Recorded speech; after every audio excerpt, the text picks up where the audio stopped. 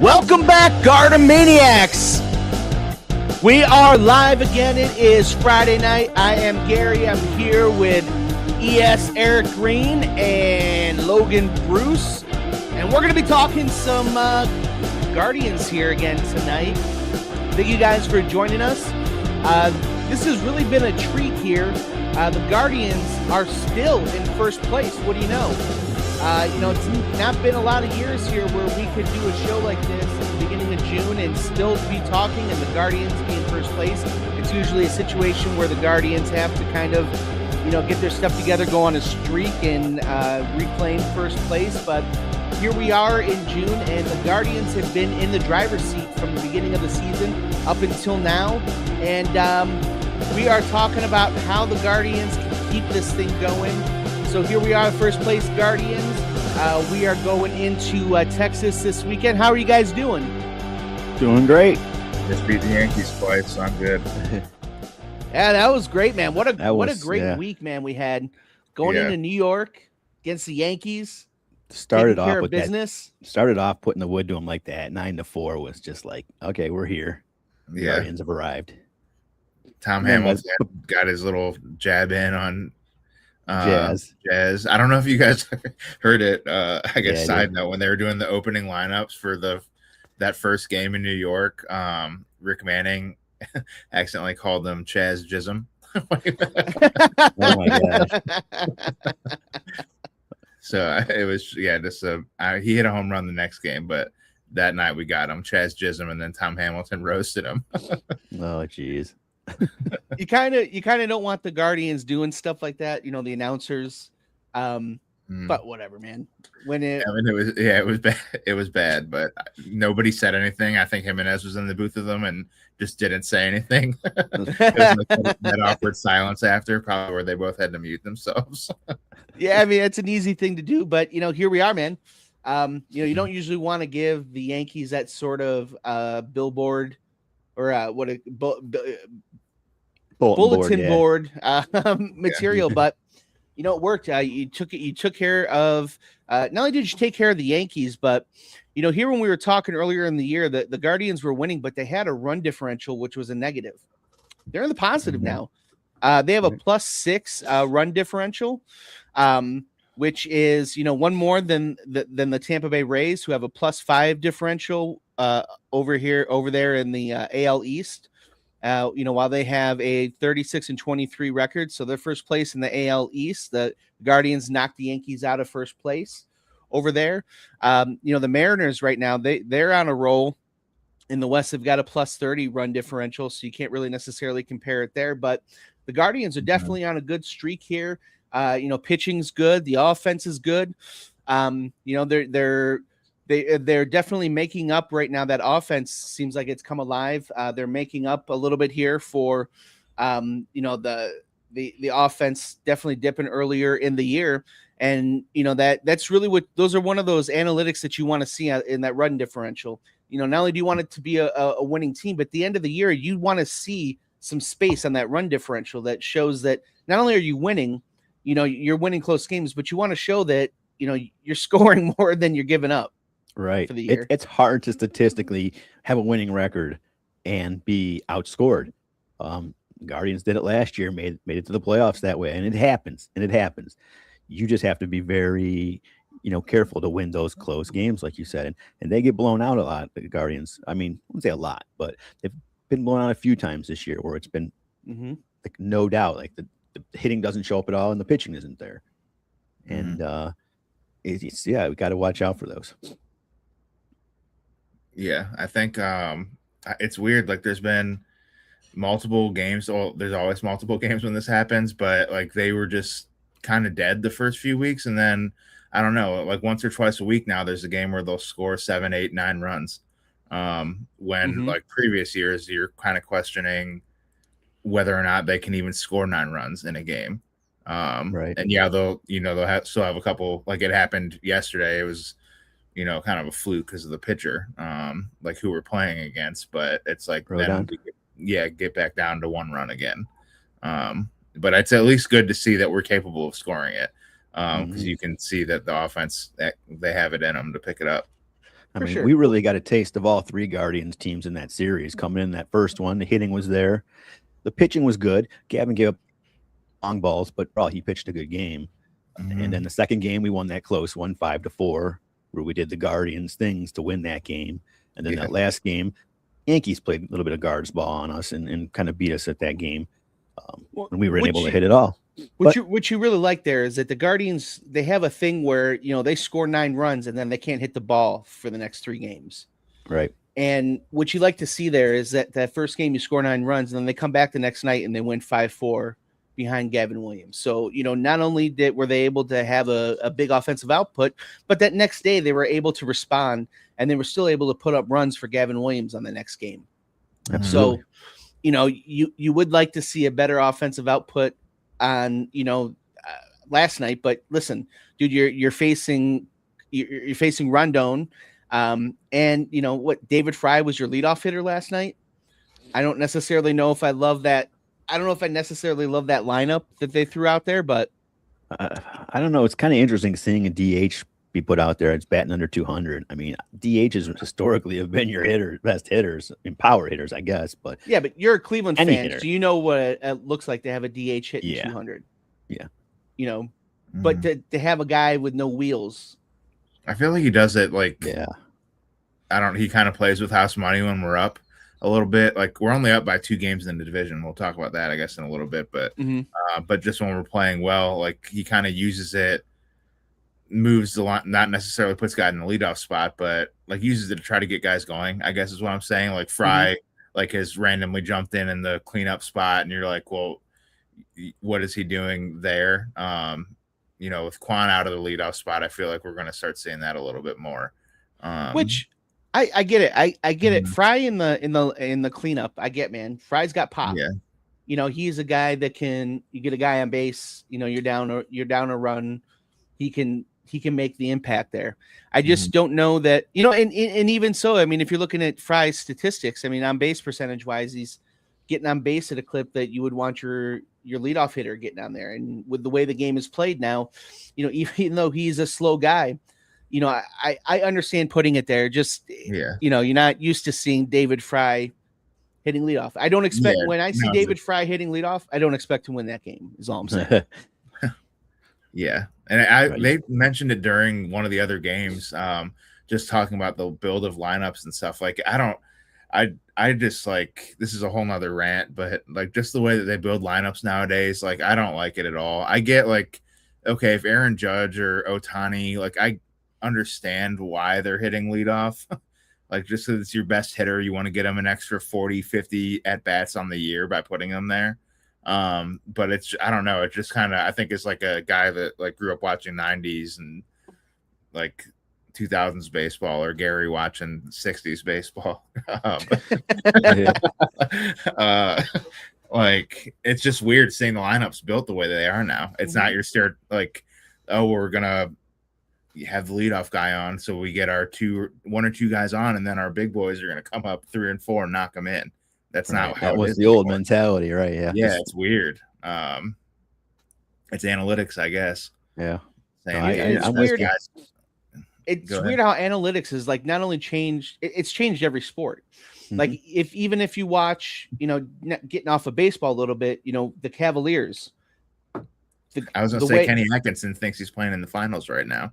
For sure he does. Analytically, I hope he's winning. Analytically, he's up 2-0 on the Spurs. Yeah. But you see the way, it used to be in basketball, you'd play inside out. Especially with the way that the Cavaliers are put together, you would play a game inside out. And now with the way analytics are, you play outside in. You spread in. And you play you shoot threes, and then that opens up the inside game, and you play a little bit of inside.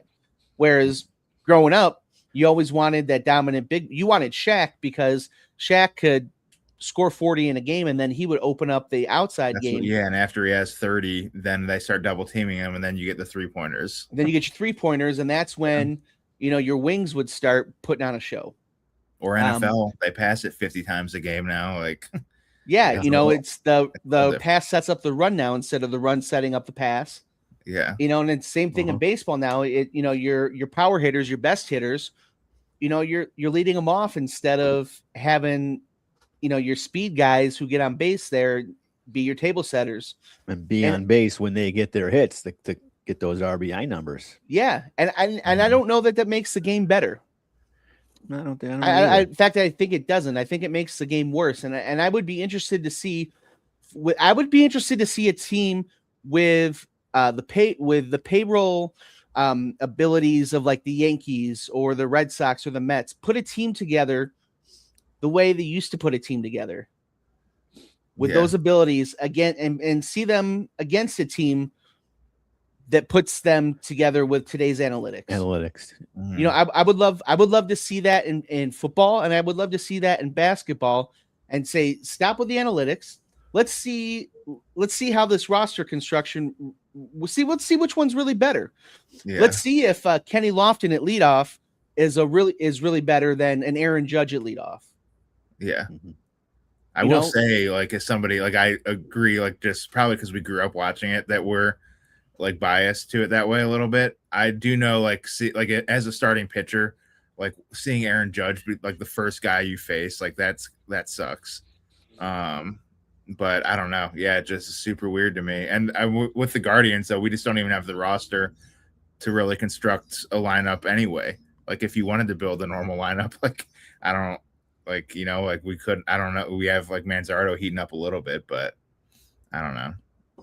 We'll see. But David, that's what David Fly at leadoff does, is gets us mad. They're ruining the game of baseball. for sure. For sure. And the thing is, if Bazana is gonna be your leadoff hitter, then I think you just leave him in at leadoff. Doesn't matter who's pitching. But that's that's kind of like that's my old school way of looking at it. Your leadoff hitter is your leadoff hitter. Mm-hmm. I don't necessarily. I don't like this. I don't like leadoff hitter by committee necessarily, and I don't like team by committee is the problem. Like, we have like a team by committee for sure. It's starting. I think that's part of the not problem. I mean, we're in first place, but it's weird, man. Like, we still kind of have like the platoon guys and first place, and we have utility players. Like, every day it's a different 9 out there. Mm-hmm. So it's super weird, but it's working. So I don't know. Yeah, I guess we can't say too much, but it's for weird. Sure. Not complaining here too much. Yeah, like I said before, Bazana being our leadoff hitter, he needs to be for the next 10 years when we lock him up for an extension in the next couple of weeks. I know we all agree there that we need to extend him long term immediately. You've been calling for it. You've been calling. No, we don't. But I mean, if it happens, it happens. Yeah. I mean, right now he just looks like he's our second best player, and it's not really like no questions asked. And he might just be hot right now. That is like worth taking into account. I mean, Jose is just on fire right now. Absolutely. He's on fire right now. It's interesting to watch DeLauder. DeLauder hit 5 home runs his first 2 games and has hit 2 in his next 50. So I think there was definitely something. He's not a power hitter. He said he was just making good contact and swinging. He was literally swinging out swinging out of his shoes. Swinging out of his shoes. Yeah. And Major League Baseball figured that out, and you cannot swing that way. That was just the way. That was absurd what was happening. It was fun to watch. But don't you think he's adjusted kind of nicely? I mean, he still slaps the ball to all fields now. I mean, he's got 55 hits on the year. It's 3rd on the team. Mm-hmm. For sure. He is, but I think that if you take away those few games, though, those first few games, if you're looking at his numbers right now, he's hitting 257. But if you take away those first few games, which you can't, they're all part of his numbers, but you take away those first 5 games, he's hitting 210. And it's a different story. And we're talking about whether or not he needs to be in AAA or not. Those first few games are definitely inflating what we think about his progress here. But I never felt like he bottomed out. He had a stretch there where he was quiet and got cold, but I just like the way he corrected it. And I'm not saying he got hot again, but his average isn't hemorrhaging or anything. It's solid too. That's solid for Well, 257 is Yeah, it's probably that's over right. average for the team.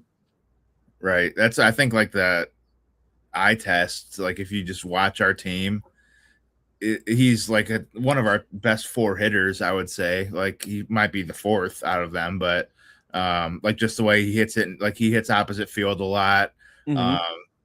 That's actually like Gary when you broke down his swing at the start of the year. Eric, you weren't on yet, but like Gary like brought up, and they almost had like this Scotty Scheffler swing, like where his whole body would like pop off the ground because he was swinging so hard. Like to be able to adjust, and now he's hitting little bloopers to opposite field. Great. Yeah, that's how. Like I think he is like one of our best hitters, and I hope that people are smart enough to like realize that Aaron Judge, like if he had those games in Seattle at the start of the year, like these, like everybody cools off. That's not who they are when you hit 5 home runs in 4 games. But yeah, I don't know. I'm sure some people out there will like always be holding on to that and like, why is he not hitting more home runs? But that's not who he is.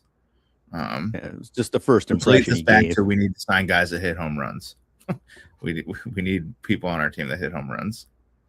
Yeah, they do. And Angel Martinez can't be your leading home run hitter. I mean, he could be, but but he's not. I don't see it. Yeah. And Angel Martinez has come back down to earth now. Yeah. Yeah. What's that? You said Jose's getting hot, Gary? I don't know if you have the stats up, but I forgot. Jose Ramirez has brought his average up to 245 on base, 350, slugging to 430. So I mean, his OPS is already almost at 800. So it's bringing it up almost 100 points in the last week. Yeah, and he was at like his batting average was at 20 a couple weeks ago. Yeah, against the Yankees, he went 7 for 13 in that series, 3 doubles, 1 home run, 5 runs, 3 RBIs, and a steal. I mean, he just filled the stat sheet. Mm-hmm. You know, that's and that's what he does, though. Yeah, yeah. You know, he's steady. He's Jose Ramirez has been incredible for this team. We are so blessed to see him and have him here, really, and have him want to stay. To have a player like that. Yeah, he didn't want to go play for the LA Rams. No. I will say, I guess the Dodgers. Yeah. Yeah. No shot. I know Miles still watches the show. We won't say anything bad. Yeah, Miles. Thank you for supporting everything Cleveland, no matter what, Miles Garrett. You've been And now, hey, look, OTAs are more fun in LA. We'll show up to those. Yeah. Yeah, I know 9 years of OTAs in Cleveland. You didn't do one, but LA. Yeah.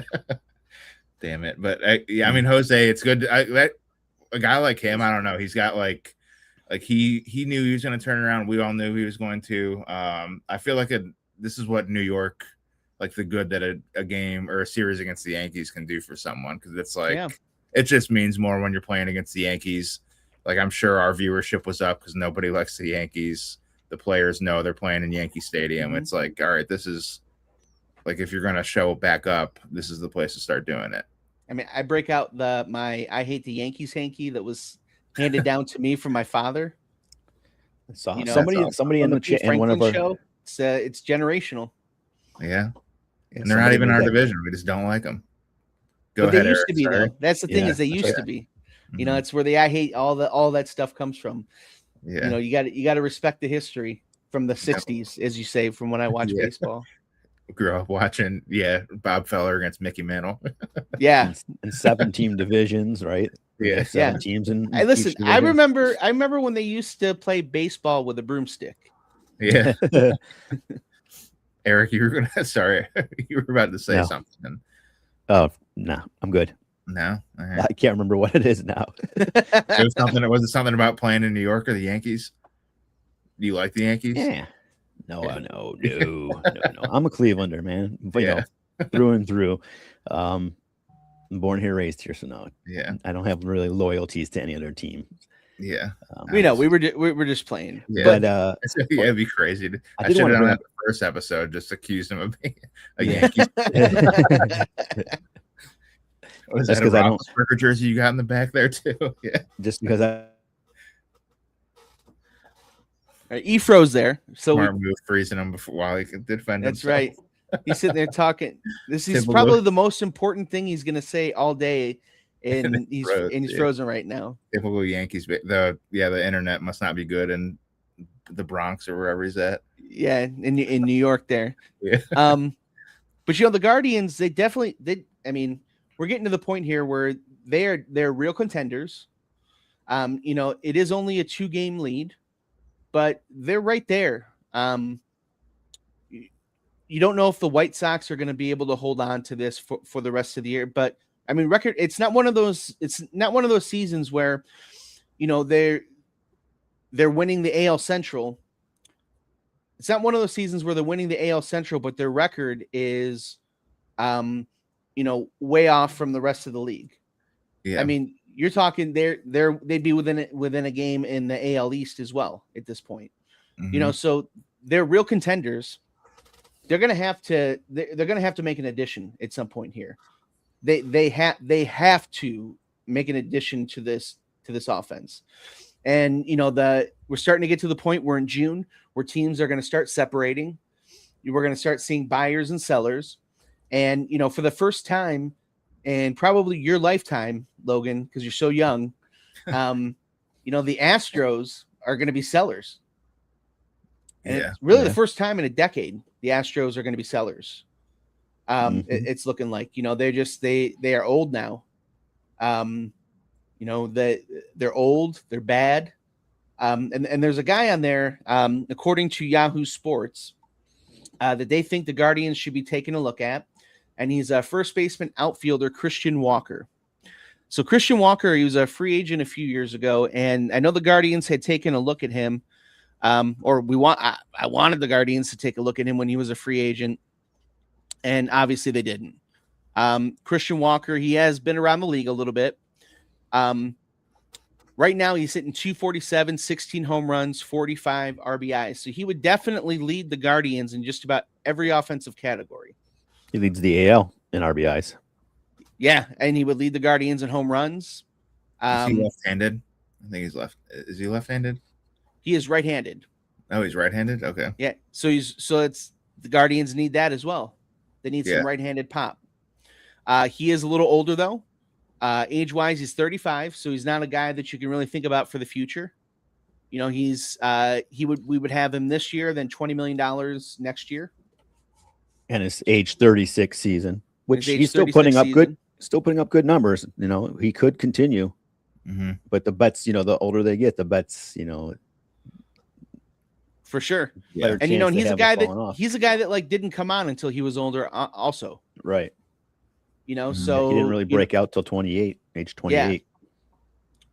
Yeah. But he does have some, he does have some miles on there. He's going to be older. Is this a guy that you think the Guardians, if you're the Guardians, are you going after this guy? Are you taking a look at him, Logan? Yes. I think if they're serious about winning, then they would. I do think that I don't know. I doubt they will, but I think they should. It's like kind of like I always go back to this because it's outside of the 90s, I guess, kind of the best example of somebody that you brought in that really like added a bunch of juice to the lineup that put it over the top. But like Edwin Encarnacion, like when we brought him in, it was just like, again, he wasn't Barry Bonds or anybody like that, but it was just a 30, 40 home run guy that added a bunch of electricity to the lineup. But he got signed at the beginning of the year, right? Yeah, I'm just like they finally like they actually made a move for once for like a proven vet. Right. That could hit bombs. And it was like, I've been waiting. Like that's all we've ever wanted. And the one time they did it, it actually like we went to a World Series. Right.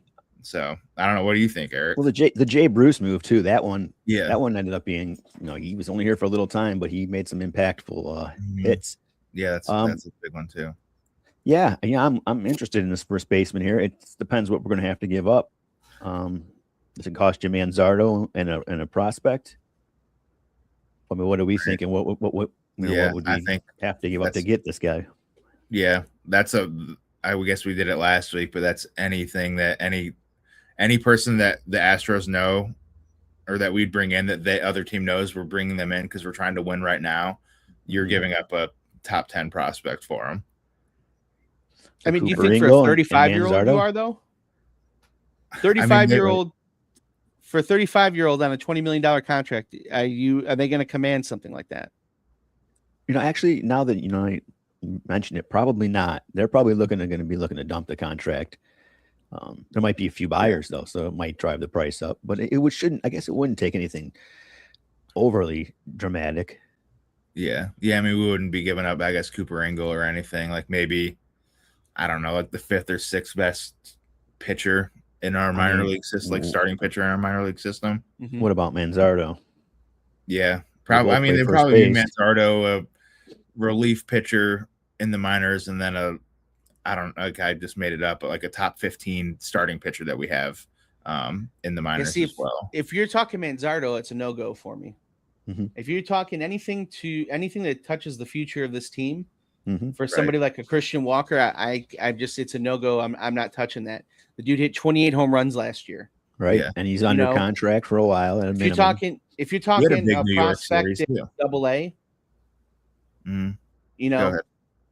yeah, if you're talking a prospect in AA, Justin Campbell down there, Cal Stephan. Your number 15 prospect pitcher in AA, then we can talk. But if you're talking, premium for him specifically, I don't know that I'm willing to do that. They would probably want the minors too, the minor league players as well. I'm thinking. Yeah, I don't think that they can. I don't think that they ask. I'm just trying to also think of like, what do the Guardians get for guys like that when they have them, and when the Guardians, they get John Malone for guys like that. You know what I mean? We got Matt Laporta for CC Sabathia. Well, they got. He was supposed to be good though, but yeah. Well, they also got Michael Brantley in that as well. Mm-hmm. Right. And CC Sabathia just came off a Cy Young award. Yeah. That's her. I think Manzardo. I would only trade Manzardo to the Astros and a top 10 prospect if they were giving us Yordan Alvarez. And I know that would not happen because Yordan Alvarez makes money to play baseball, and the Guardians don't want that on their team. Like he makes a good amount of money. Very valuable. Yeah, for sure. What about like looking at a team like for example, St. Louis isn't out of it yet, but they're 5 games back. Mm-hmm. So they have like Lars Nootbaar over there. Are you looking? Would you give up significant prospect capital for a Lars Nootbaar? He hit 234, 13 home runs, 48 RBIs, 119 hits so far. Plays right field. He throws right-handed, hits left-handed. I mean, I don't want to like play into, because I know Dolan watches the show as well. I don't want him to hear this, but it's like, it's tough, man. Because I feel like I don't know what we do when we trade for guys like this, because we never do it. It's like I almost don't want to trade any of our prospects ever, because that's all we really ever have. What do you think, Eric?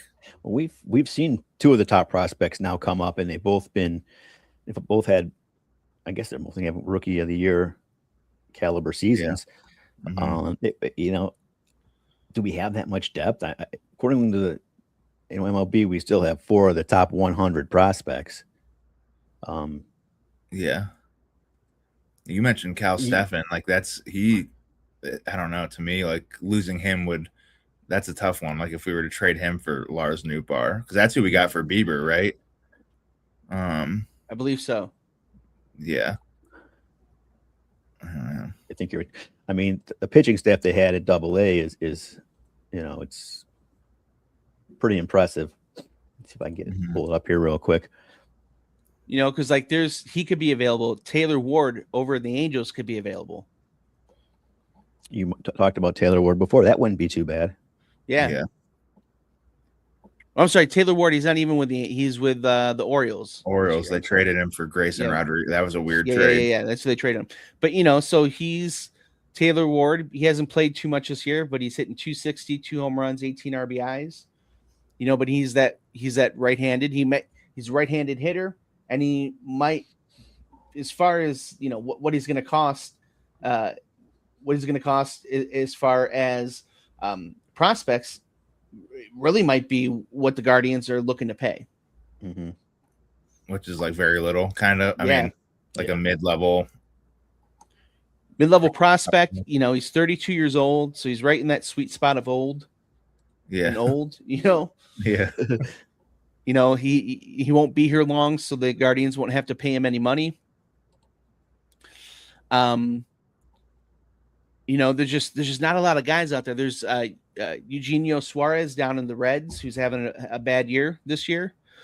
You know, but he's had some years where, you know, he hit 49 home runs a few years ago. Yeah. I would like to bring him in. I don't know if he has moved his position anywhere from third base.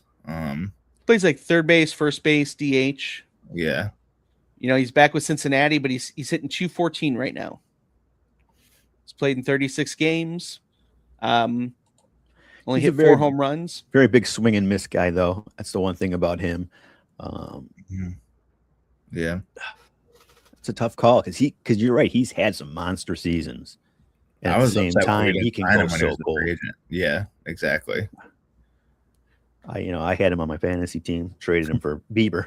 There you go.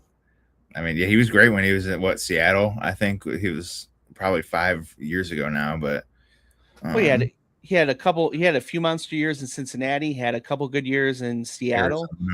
He had a good year in Arizona.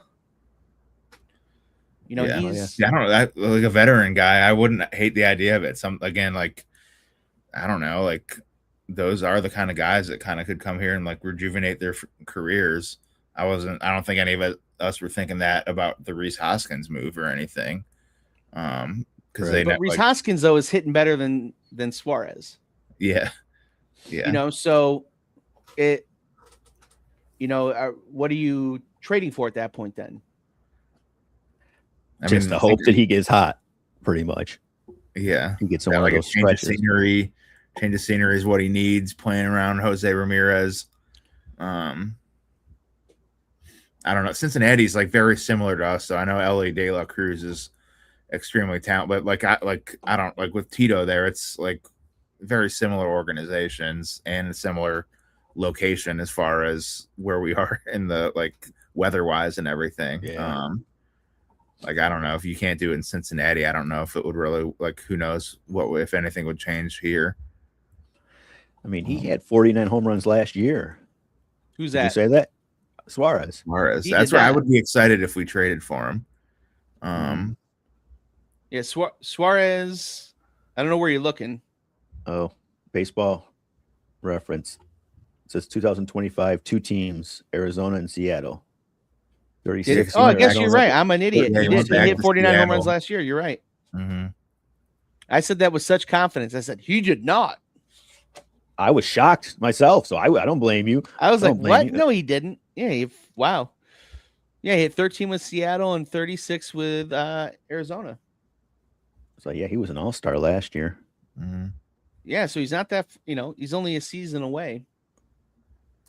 So what could it be? I mean, he's 34. I mean, he's had some. That's where like Cal about 10 years.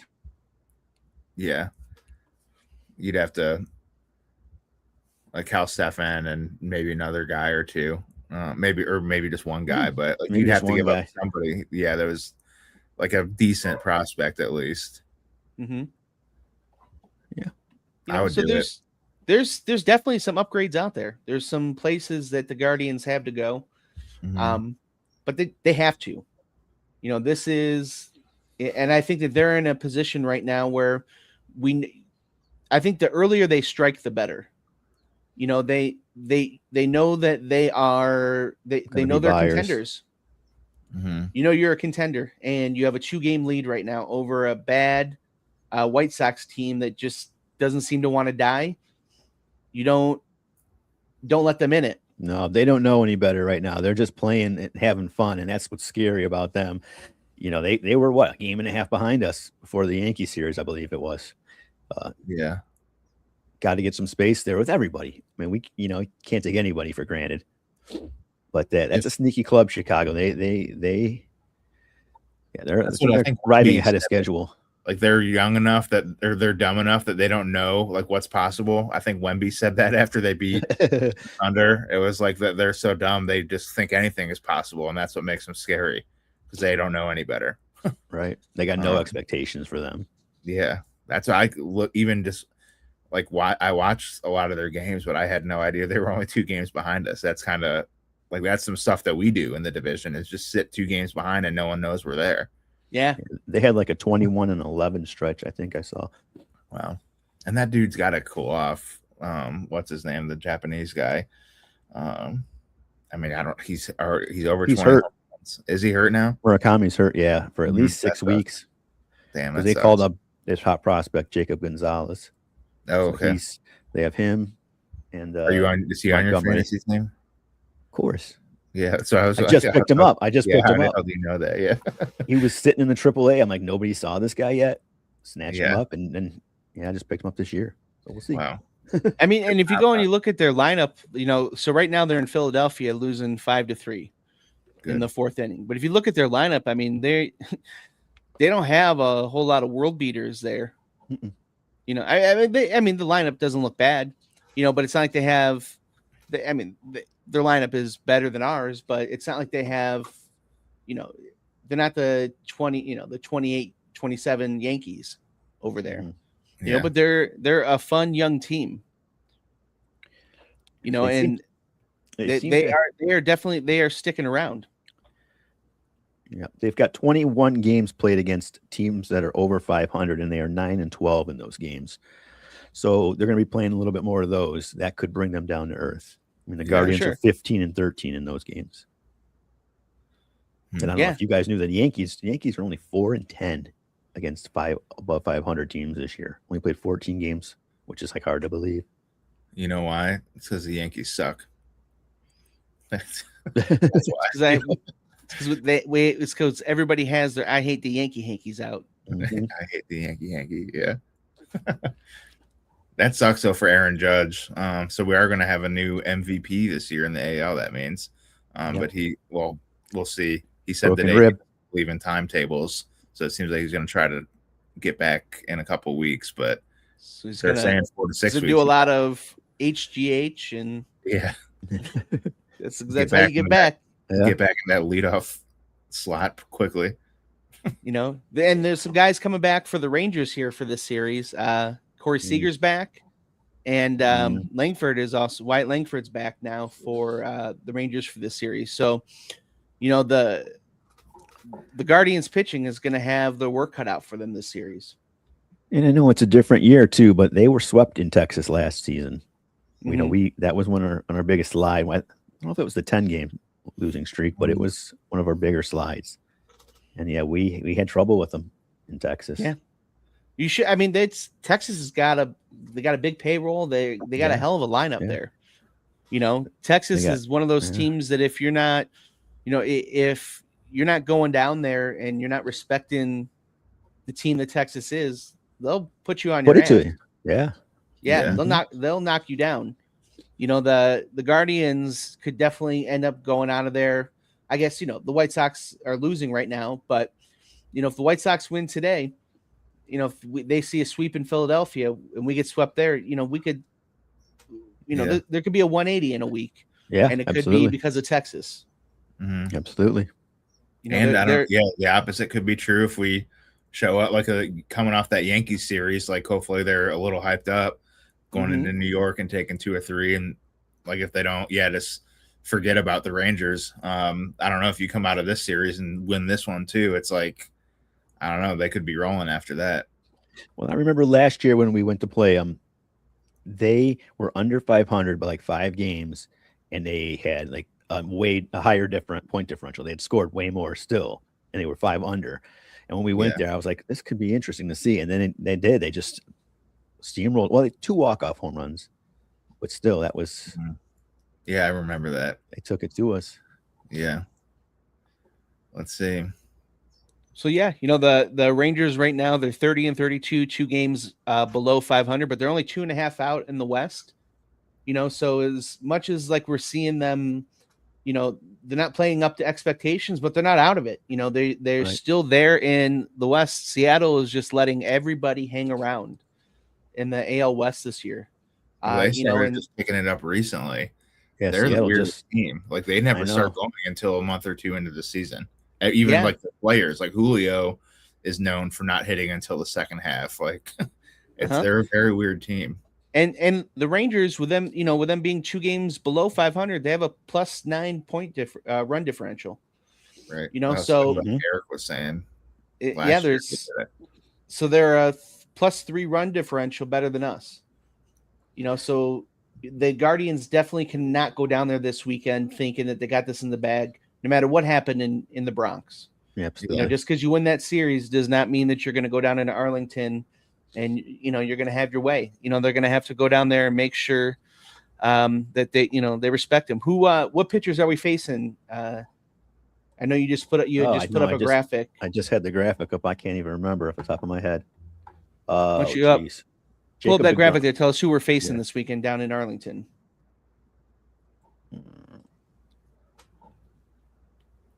Sorry to put you on the spot. That's all right. I put it up here on the computer.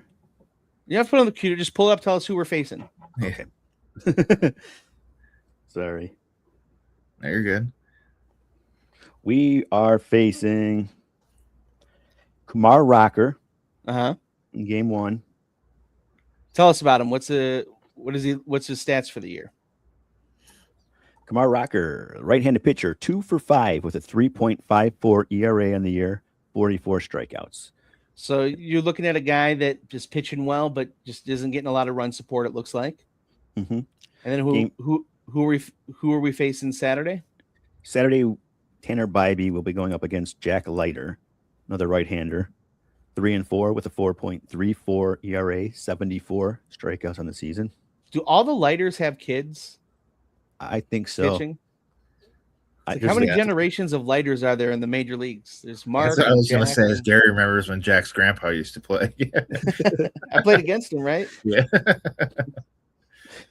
And then Sunday we'll be finishing up with Joey Cantillo versus Jacob deGrom. Third right-hander will face. So they'll have to get all their left-handed bats in. They'll be able to do that. deGrom is 4-4 with a 3.48 ERA and 78 strikeouts on the season. That's what all three of those dudes, like Kumar is a big guy. He's like a power pitcher. They're all like Leiter was on my fantasy team for a little bit, and then he was lights out sometimes. Like they're all like have the ability to go out there and throw a shutout, or at least give you 7 innings of 1 to 2 run baseball. Right. They all have nasty stuff on occasion. Yeah. But then they also like could go the other way too. It's like very weird. Like Rocker, I thought he was the real deal. And he still might be, but he's been like very inconsistent. So we'll see. Yeah, I don't have Rocker's numbers either. Yeah, he had like I think he said he had like a low ERA, but he's like 2-5, I think, right now. Yeah, so with like a 3.50 something ERA. So he was definitely a guy. I mean, he was like a top 15 prospect or something like that. Yeah, and he was drafted twice. I know that. No, 3 times. Take that back, 3 times. 3 times. Yeah, drafted by the Colorado Rockies in the 38th round of the 2018 draft. Obviously, chose not to sign. Then went to the Mets in the first round of the 21 draft. Did not sign. He didn't sign next year, first round. Yeah, 10th pick. So he came back and he became the 3rd pick in the 2022 draft, and that's where he went to Texas. Dude, that's interesting. Front office though, like to say, "Hey, we're taking this guy with the 3rd pick." I remember when they did it with the 10th pick and they couldn't sign him. I was like, "Wow, that's crazy." That had to hurt. Yeah. So yeah, he's young, but yeah, you'll see. Like I'm pretty sure he's like a pretty like big dude, and he just looks like he would dominate, kind of like Evan Williams. Yeah, 6'5", 245. Yeah. But yeah, he had a rough rookie season. This is his 2nd year technically. Looks like. See, that's a guy like that. If he was on if he came up in our organization, he'd be a Cy Young candidate right now. Well, I mean, yeah, that's the guy they could trade for and turn him into the next. That's what, yeah, right. I mean, there's a couple guys over there in Texas that I would love to see them trade for, and see what they could do. Like Evan Carter. Yeah. He hasn't panned out so far, but man, I would love to see if just maybe, I don't know, a change of scenery or something could be something. Yeah. Langford hasn't, I don't know his stats this year, but he was like everyone He was waiting wasn't- for that dude to get called up, and he hasn't been an all-star or anything, I don't think. Yeah. Huh. You know, and outside of there, man, like Jackson Merrill over in San Diego. After his rookie of the year, yeah, he's kind of slid. Yeah, man. I would love to see him. You know, there's a few guys that you kind of like, you wonder what happened, man.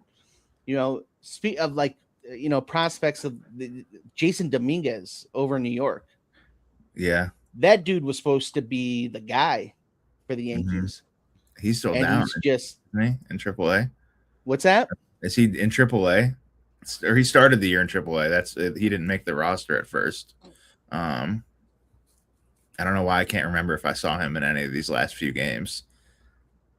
But Yeah, I mean, I think he's been up and down. Let me Right. see if I can find his stats this year. You know, he played a little bit. Was it last year or the year before? He played a little bit. I know he did okay. right. Let's see here. Yeah, he's hitting 200 this year That's a Guardian if I've ever heard it. for sure. Yeah. That's a Ricky Leday trade if I've ever seen it.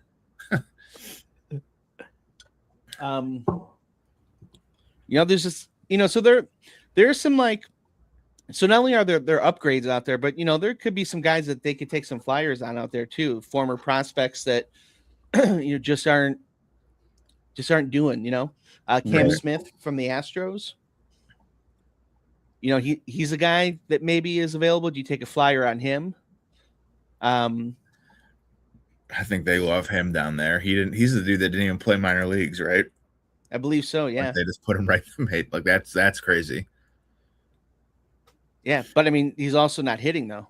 Right. That's what I'm wondering. That's He's like, hitting- that has to be tough for them because then it's like, do we send him down now? Like, what the hell do we do? He's never been in the minors. Mm-hmm. I think they kind of screwed that one up. And he might pan out, but it was like, dude, why wouldn't you just give him a little bit in the minor leagues? Like just For for the sure. hell of it. Yeah. For sure. And then like look at Jackson Holiday over in Baltimore. Yeah, he's a proud member of the Cleveland Pierogi dynasty, my fantasy team. Is he? Yeah, for way too much money because I thought he was he's actually been doing okay, but he was injured for most of the season. And his brother, who also is on my team, just broke his foot and is out for the season. So we got to watch out for the holidays being injury prone. You know, I remember when his dad played. Do you remember when his dad played? Matt Holiday, yeah. Absolutely. Mhm. Same thing. He was a big dude, outfielder, but a very athletic, and he kind of got banged up, I remember. Yeah, injury prone, yeah.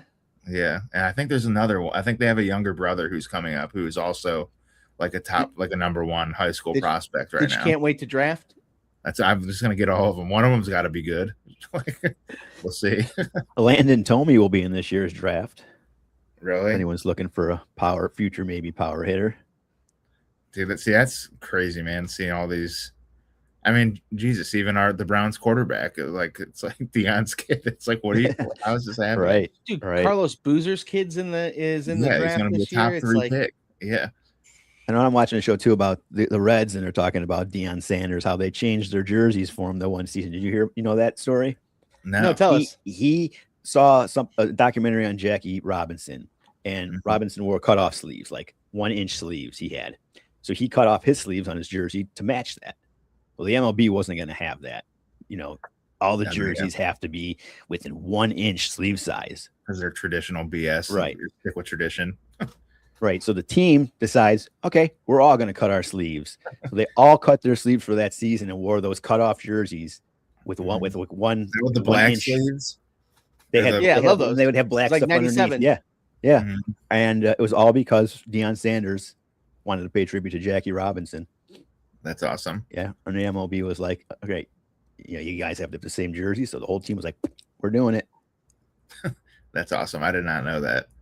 I didn't either until I saw the story. Yeah. But And now Todd That's pretty Monken said he badass. wants to meet with them. So everything comes full circle. mhm. From sleeveless jerseys to now he gets the honor of talking to the Browns head coach. Oh, So, those jerseys look Thank good. God for pretty Jose, cool. man. Like, thank God that Jose wants to be here. Yeah. Like, what a Yeah. blessing. Yeah, for sure. I guess we have our Brown show tomorrow, Gary. We'll talk about it then. But Yeah, it was- we'll talk a little bit about that. All right, so here's the last guy, last prospect that I'll bring up here. So he plays for Kansas City. He was a guy that kind of wanted the Guardians to draft over Bazana. Another member of the Cleveland Pierogies. Let's hear it. I know. Okay, another member. You know who I'm going with, right? Yeah. Caglione. What's that? My off Caglione. Yeah, man. So he's not really hit up to expectations down in Kansas City. I don't know why they would make him available. But in a dream scenario here where they would make him available, is that somebody you would be interested in? Ooh. Not for whatever price they would want. Yeah. I would. It'd be awesome to have him. I think he was in Bazana's draft. It's like it's the easiest thing. Like he still could turn into a superstar. Who knows if he would, but that would be their argument. And I think they would charge a lot. Yeah, he played 62 games last year, had a negative 1.3 WAR, but this year he's turned it around with 58 games, a 0.7 WAR. So he might have been a slow starter. I mean, I wouldn't say like having a 715 OPS is turning anything around, but compared to 532, that's where he was. Right. I mean, he's still super young. Still, I'm not going to say that. He's 23 years trending old. in the right direction. He's trending in the right direction at least. So it might be worth a shot. It's again depending on what we're giving up. Yeah, he's major league ready for sure. So those are some guys that could or could not be available. Should the Guardians need or want to make some upgraded changes here. And there are also guys that that we're talking about that I don't think would make that would make trouble for them should the new collective bargaining agreement go into effect next year that they're talking about. Mm-hmm. With a floor and a ceiling. We might not have baseball next year, right? Because from what I heard, they're so far off. The floor and the ceiling are just so far off from where they really want. MLB said that they wouldn't set their. In no world are they ever going to agree to a salary cap. They say that, but then there may not be baseball to come back to if they don't. Yeah, right. They 94. They were lucky in 94.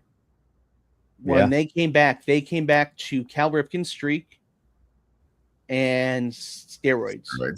Mm-hmm. Yep. And they don't have either of those. It's just getting popular. The game's finally growing again. Yep. And if they come back, if there's a stoppage, if they have a stoppage, then it's over. I think I don't necessarily know how they recover from this. You cannot you cannot stop play, and I understand where the Players Association is coming from and why they don't trust the owners, and they have every right not to trust these owners. The Players Association has every right not to trust these owners. Right, the owners are billionaires for sure, and these owners almost are playing from the bottom of the deck with the way that they propose this deal. Mm-hmm. But it's the deal that's right for baseball. Right. Maybe there's other stuff under there that we didn't see, but from what we see on top, this is the deal that's right for baseball. And if this is what they're opening with, fine, then the Major League Baseball Players Association needs to go, okay, well then you're, instead of the floor being 170, the floor needs to be 200 and the ceiling, the cap needs to be 300, or you negotiate that. You figure that out, but there has to be. So where are they now? Do they want a lower floor or the higher floor? They don't want a floor or a cap. They don't want anything. Gotcha. And Major League Baseball right now is basically the owners are willing to go to a floor. Basically, the owners are offering something that they know the players will never ever agree accept, which is why they're offering it. Exactly. Mm-hmm. And the players could call their bluff and negotiate something higher. Mm-hmm. And if they did that, that would basically save baseball. What baseball needs is baseball needs what football has, which is, they need all of the teams to be sharing revenue. They need all of the teams to be sharing their TV contracts. Mm-hmm. So that you don't end up having what ended up happening the last few years where, Bally signed, the Twins and was it the Rays and the Guardians and all these other teams. And then that goes bankrupt and then nobody knows where the TV money is coming in or how you're going to watch the games. And That created a lot of instability in baseball. Well, if you have revenue sharing, you're not going to have that. Right. Like that. And the Dodgers and the Yankees, their money pay, not only does it get shared, but then you guarantee that these teams are going to put the money back into baseball. Yeah. Now they do revenue sharing, but with the revenue sharing, they can't force these teams to write checks and pay the money back into baseball. So the Guardians, they have a lower payroll, but they keep that lower payroll so that they get these revenue sharing checks, and they have a bigger profit than the Dodgers and the Yankees. The Dodgers and the Yankees spend more money and bring more money in, but they spend every dime that comes in. Their expenses are way up there. They don't make supporting money. It. There's no incentive for Bob Nutting in Pittsburgh to spend money. Why would he? For sure. Whereas if this deal comes through, the Guardians probably aren't making money anymore. They're probably breaking. I mean, I don't know. Yeah. I don't know if they have enough to cover their players. And if they have that, people are going to start coming to the games again, I think. That's why it's like such a simple marketing concept. I don't understand it. Like I do marketing as a job, and it's like people that sell products, like, is the product good? Yes or no? And it's like, okay, well, yes, then you have something to market. If the product is not, then no, and no one's going to buy it. It's like the 90s Indians. Like people showed up every game for years because they had a product that people wanted to see. But not only product, but the personalities. People get into the personalities, and they want to be close to the team, and they want to know that, like, when they're not only are they investing their dollar, but they're investing their emotional dollar into that as well. You're investing your emotions into it. So one of the things, like with the Browns right now, it's not what the Browns got for Myles Garrett doesn't matter. What they got in that trade doesn't matter. Mm-hmm. What is upsetting people is that the Browns had an all-time great, and they invested all of this love into this guy, and he didn't want to be here, and the Browns sent him away. Mm-hmm. And you had another all-time great that didn't want to be in Cleveland, and a Cleveland team sent him away. And when it comes down to it, it's going to be like Manny Ramirez, right? Myles Garrett's not a Brown, especially if he wins in LA. Right. Myles Garrett's going to be a Ram. Yeah. When Myles Garrett is going to do the old whatever, the old timer stuff, it's going to be with the Rams, not with the Browns. No, I agree. If he gets a Super Bowl, for sure. Right. And then if not, then it's like, I don't know. Then his career, like looking back on it, he was great and the team was bad. So it's like how much, like, I feel to me, it's like a Cleveland thing. Like, okay, you don't want to be here. And you can see it like in the comments and stuff on social media. Like, and if, social media was around kind of when Manny left for Boston, like it would have been like at first anger at the team, anger that, we didn't offer Manny what he wanted or Myles. But then it quickly turns into, okay, well, screw this guy. He didn't want to be in Cleveland. It turns into them like hating on the city. And that's why Jose Ramirez is, again, I put LeBron up there, like a 1A and 1B, maybe even LeBron. He won a championship, so it's hard to not put him at number one. But Myles had the chance to be up there as like a 1A, 1B, 1C, best Cleveland athletes in the last 50 years, we'll say. And now he's just not, because he didn't win a championship and then he didn't want to be here. Yeah. I mean, and the thing is that, not to interrupt you, Eric, I'm sorry, but Myles, there was an issue of Myles wanting to be here since the draft. Yeah. When we didn't know if he wanted to. He thought he wanted to be a Cowboy. Yeah. Right. He didn't want to be here. He wanted to be a Cowboy. And since he's been here, it's always seemed like, I get it. I get that he moved to Cleveland and he did the stuff that he was supposed to do, but he always, did he ever, if I remember correctly, has he shown up to any OTAs? I think maybe early on. Yeah, but it's been a long time since Myles was at OTAs. They've been questioning, his leadership. That's what I was We'll get into the Brown stuff tomorrow. Yeah. Bringing it back to baseball. The point is that they need a CBA that allows teams like the Pirates and the Guardians to hold on to their guys. Right.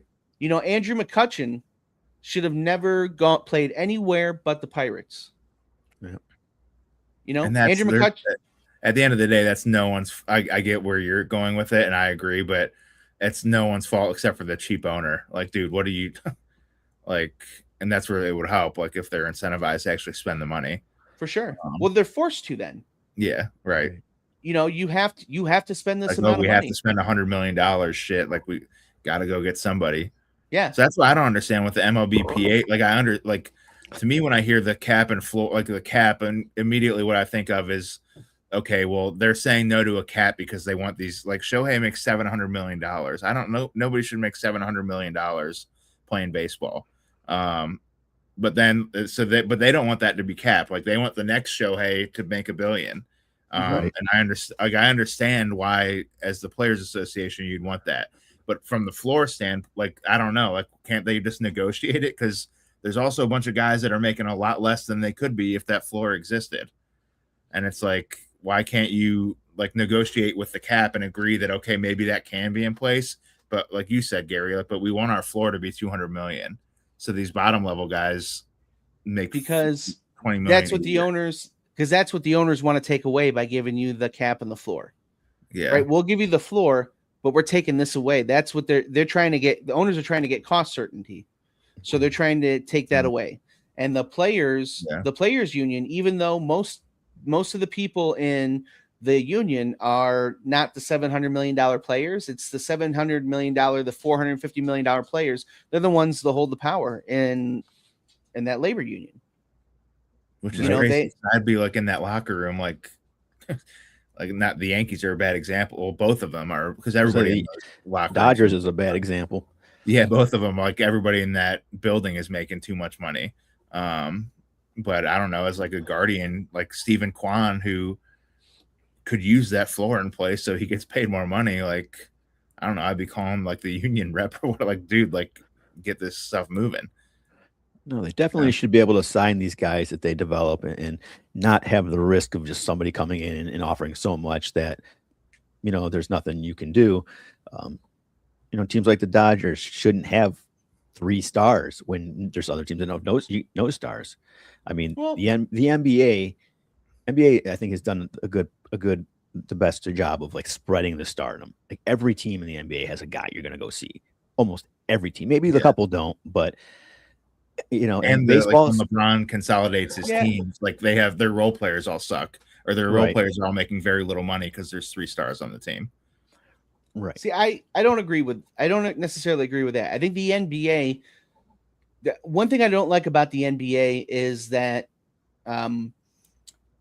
they've made it so that at one point in time they did it so that you could re-sign your own stars, right? Mm-hmm. So they had the Bird rule and all of that stuff. Yeah. Bird right. And then they made it so that you can't keep your team together. Right.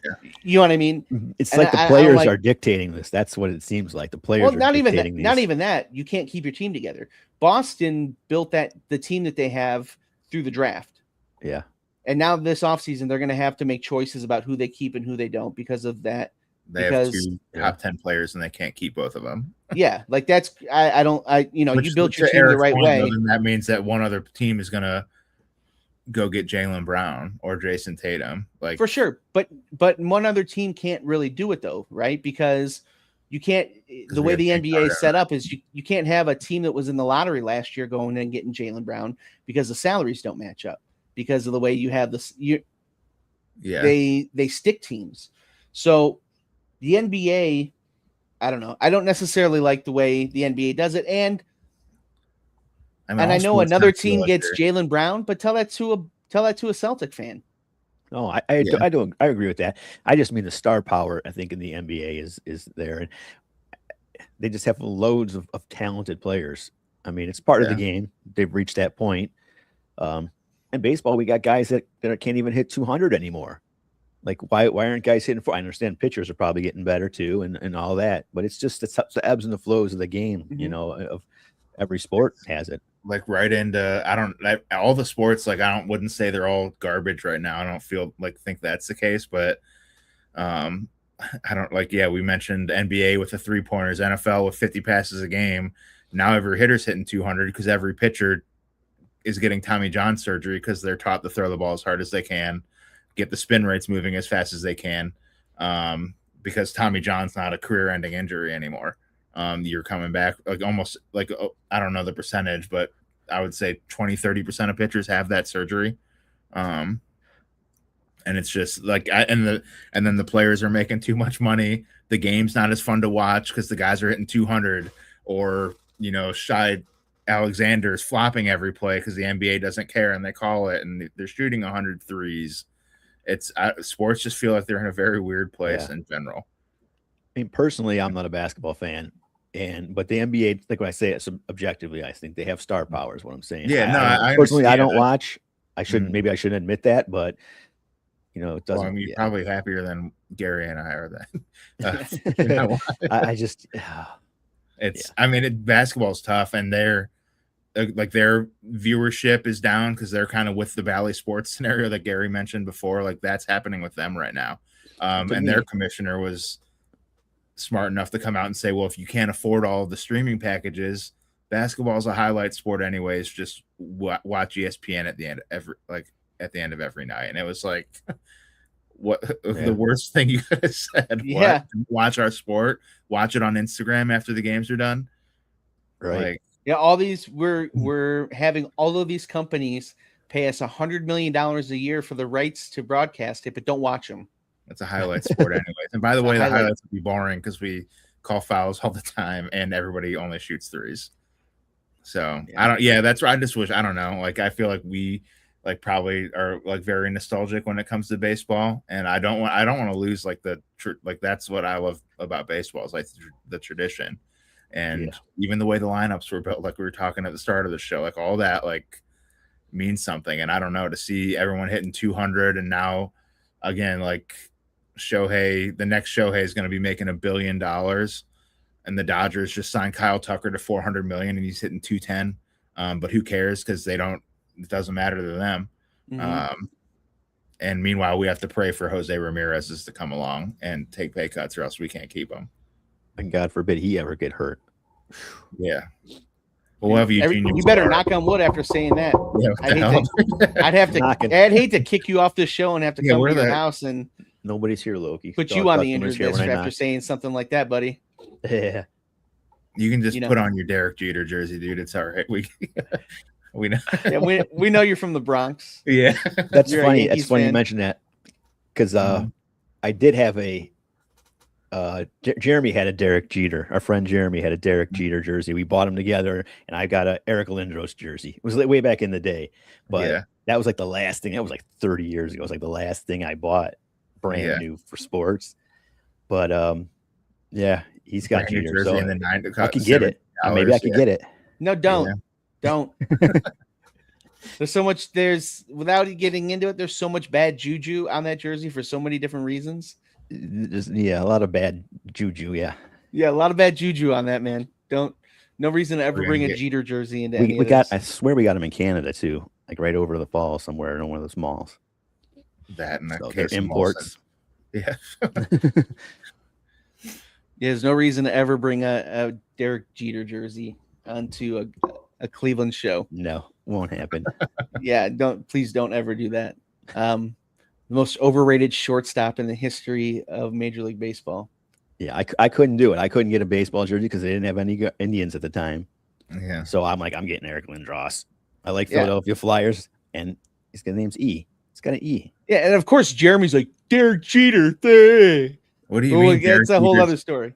Derek Jeter's underrated. He fell into the stands when he was trying to catch a foul ball. That's Hall of Fame worthy. Dude, he made a really cool cutoff play, and the guy was safe, but they called him out. Hey, you mean the one that he shouldn't have even done the cutoff? That one? With the champ. That's what he's talking about. Yeah. Or the one where he went into the hole and made a throw off his tippy toes? Yeah. You mean all the routine grounders that he made look spectacular because he should have made them routine anyways? Those? Yeah. Yeah, those. Okay, yeah. You know, But he the jumped. the ones that analytically he's like one of the worst shortstops to ever be called an all-star. Yeah, that but guy? he played for the Yankees and he fell into the stands catching a foul ball. Yeah, Is that true? Okay, that guy. Is that Yeah. He true? dated Mariah Carey. That guy? yeah, that guy. Okay. Was he ever on the Tonight Show? I don't know, but he didn't hit 240. Yeah. He probably was on the Tonight Show now that I think about it. He had to have been. And all yeah. the years And they won. Mhm. He was more probably on the deserving Tonight Show. than I'm sure he was. Chaz Chisholm. Yeah. Oh Yes. man, he did. From what I understand, he was a very gentlemanly kind of guy. If you were a lady, and you spent the evening with him, the basket he would give you to leave his place was usually pretty nice. It had like flowers and a nice bottle of wine and a thank you card. A-Rod's number on it. Yeah. Yeah, and the number to the doctor to get rid of gonorrhea or whatever it Right. was. Even And a the gift highlight Morning certificate. after pill. What's that? Even a gift DVD of his certificate highlight tapes. Yeah. for Oh, post care. Derek Jeter. I mean, he was good, right? He had hits. Just, wasn't. He's the only shortstop I ever know of that won a Gold Glove for his offense. Yeah, I guess so. They had to give him Who would've- something. Yeah. And they gave him 5 of Our them. shortstop for the Yankees got to get him. He has to get some award. Yeah. Yeah. Maybe that's why Quan has his 4 Gold Gloves. We're like, we got to give these. Jose's never allowed to win the MVP, so we got to start giving Gold Gloves out to the Guardians Well, players. Jose would win it if he was on the Yankees. He'd win it for sure. Yeah. Our whole If team. Jose would was win a it. Yankee, All of us are hitting 600 with like 7 for 13 with 6 bombs Yeah. in New York City or in the Yankee Stadium every year. It's crazy. Yeah, if Jose played, he'd be making a lot more money. That's for sure. he sure would. All right, guys. It's been fun. Whoa. I'm going to go eat dinner. And it's a ball game on. Put the Oh, ball yeah, game that's on. Yes. All right, let's go beat. I had fun, Gary. Did you have fun tonight? I He had just fun. said it was- he just That's, said that's it all was that fun. matters. Is that Yeah. all that matters is the fun. Bring the fun back. That's all I want. And now we get to bitch about Myles Garrett tomorrow. In about 12 hours. In 13 hours, you guys can join us back here. Logan and I and Sam on Bearded Browns. Make sure also you check out Scene Magazine Best of 26 and give us a vote for Best Sports Podcast of the Year. Check out our sponsors. We have Cleveland Ketchup. Use code Bearded for 10% off. Bearded Bastard Barbecue Sauce. You use code Bearded for 15% off. Rest of Renew Counseling, 216-815-1728. Call Jennifer today, and she can talk to you about what it's like being married to Angel. She's going to need someone to talk to. So that isn't necessarily Rest of Renew Counseling for you. It's for her. And she's going to need just more folks to talk to. Dick's House of Sport. 17271 South Park Center, Strongsville, Ohio, 440-212-7136. We should maybe have an announcement next week about a possible remote that we'll be doing there in a few weeks. And Doug White, Allstate Insurance Agency, 440-235-8500. Rust Belt Automotive and Diesel, 216-883-0474. Any last thoughts from you, gentlemen? We could kind of make it a birthday party remote. That's true. Yeah, Celebrate Logan's birthday. But he won't be here. we'll see. He has to. If it's his birthday party, he has to. Birthday party, then yeah. Yeah. Way to put him on the spot there. No, Ian. it's the big 25. Well, that's the best way to do it. All right, guys. Anything else for you today? I think that's all for me. No, let's go. All right, beat, guys. Kumar Rocker and the Rangers. All right. It's been a pleasure, and we'll see you sometime next week, guys. Go Guards. Go Guards. Woo!